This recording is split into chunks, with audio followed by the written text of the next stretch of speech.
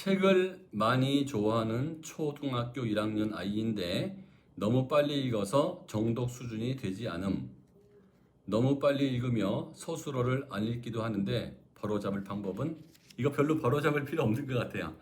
그러니까 그 책을 읽을 때는 그야말로 내용 파악이 주 목적이고, 그 동화책 같은 경우는 약간 감동을 받거나 그 인문학적으로 사람들이 살아가는 세상을 이해하는 게 목적이지, 그 책을 통해서 문법 실력이 커지거나 아니면 뭐 독해력이 커지거나 이게 목적은 아니에요.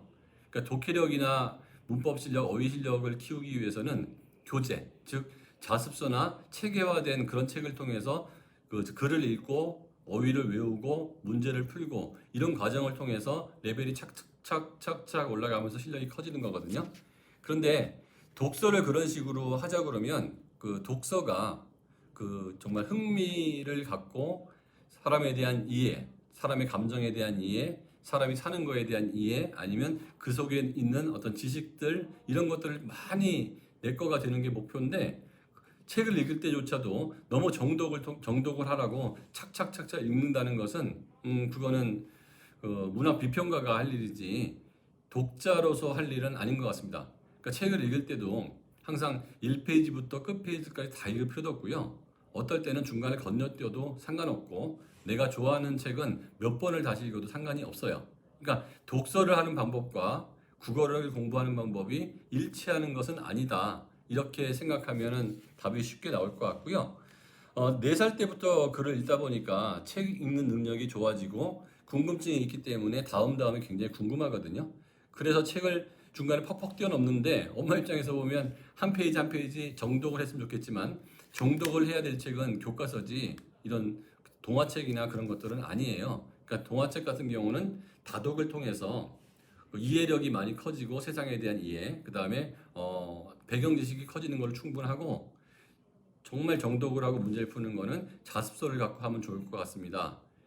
다시 얘기하면 너무 빨리 읽어서 서술을 안 읽어도 전혀 상관없고요. 그냥 그 책에 있는 내용 파악을 충분히 하면 된다고 생각하고요. 그거를 점검하는 방법은 책을 다 읽은 다음에 한 페이지 한 페이지에 있는 굉장히 세세한 내용을 묻기보다는 시작해서 중간엔 어땠고 끝남은 어땠고 마지막은 어떻게 그 전개가 됐느냐, 시간 순으로 얘기하는 게 중요하고요. 거기 인물이 나온다면 뭐 인물이 5명 나오면 뭐 고양이의 성격은 어떤지, 아니면 거기 아빠는 어떤 장점이 있고 누구는 어떤 장점이 있는지, 아이의 느낌이 아닌 그 책에 나온 팩트 위주로 쭉 물어봐서 이 책에 있는 내용이 올바르게 파악됐으면 충분한 거지, 그거를 가지고 정독을 너무 많이 해서 아이가 책 읽는 거에 대한 부담을 가질 필요는 없다고 생각합니다.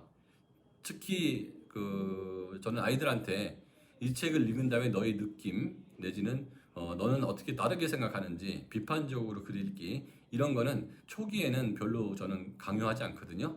그래서 처음에는 분석적 독해, 즉 이 책이 어떻게 누가 얼루 가서 누구하고 싸운 다음에 어떻게 돼서 어떻게 끝났다, 이렇게 스토리를 시간 순으로 얘기할 수 있으면 충분히 그 책을 잘 읽은 거고요. 두 번째는 논리적 독해. 그 책을 읽은 다음에 이 아이가 머릿속에 정리했다가 그 시간 순으로 다시 꺼내서 얘기할 수 있으면 논리적으로 머리가 그 구조화되는 과정이거든요. 그런데 거기에다가 이제 그 비판적으로 생각해라, 내지는 너라면 어떻게 하겠냐, 이런 그러니까 비판적 독해와 창의적 독해는 초기에는 그렇게 바람직한 것 같지 않고요. 사실 저는 중고등학교 때까지도 분석적하고 논리적인 것만 갖고도 학교 공부와 아니면 대학 입시 공부에 충분하다고 보기 때문에, 비판적 독해와 그 창의적 독해는 오히려 대학 이후로 밀어넣는 것이 안전한 것이 아닌가, 그렇게 생각을 합니다.